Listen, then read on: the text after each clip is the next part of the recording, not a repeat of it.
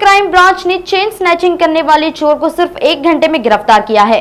Police ने उसके pass से 2,23,000 रुपए कीमत की सोने की चेन जब्त कर उसे जेल में डाल दिया है।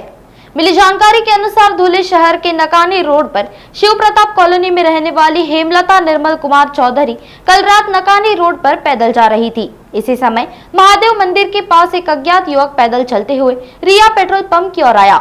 उसने महिला की गर्दन पर जोरदार तमाचा मारा और सोने की चेन छीनकर भाग गया। इस घटना की जानकारी मिलते ही पश्चिम देवपुर पुलिस के साथ धुले एलसीबी की टीम भी मौके पर पहुंची। एलसीबी ने तुरंत नदी के किनारे खोजबीन शुरू की तो देखा कि उक्त चेन स्नैचर अंधेरे का सहारा लेकर छिपा हुआ है। पुलिस ने जब उसे खाकी दिखाई तो उसने सोने की चेन पुलिस को सौंपकर जुर्म कबूल कर लिया। पुलिस द्वारा चंद घंटों में ही उक्त आरोपी को हिरासत में लेने से आम जनता द्वारा पुलिस की सराहना की जा रही है।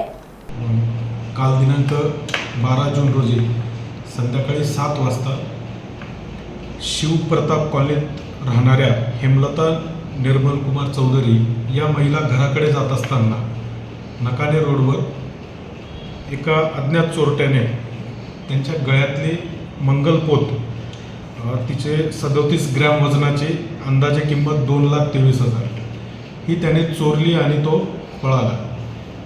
ज्या माहिती मिळाल्याबरोबर स्थानिक गुन्हे शाखेचे व स्थानिक पोलीस स्टेशनचे 3-4 टीम तयार करून गावामध्ये पेट्रोलिंग तसेच नाकाबंदीसाठी माननीय पोलीस अधीक्षक श्रीकांत दिवरे सरांच्या आदेशाने लावण्यात आले होते। त्याचवेळी एक माहिती मिळाली की एक इसम हा नदीपात्राकडे पांझरा नदीपात्राकडे पळाल्याची माहिती मिळाली। त्यानुसार त्या ठिकाणी असलेली स्थानिक गुन्हे शाखेची टीम पात्रामध्ये उतरली। पाण्यामध्ये गळ्यापर्यंत असा तो बुडालेला होता। त्याला ताब्यात घेतल्यानंतर लक्षात आले की त्याच्याकडे ती चेन होती आणि त्या ठिकाणाहूनच त्याने ती चोरी केल्याचे निष्पन्न झाले। नंतर त्याला गुन्ह्याच्या कामी अटक केलेली आहे व आज रोजी त्याला कोर्टासमोर सादर करण्यात येईल। नागपुर समय, गली से दिल्ली तक।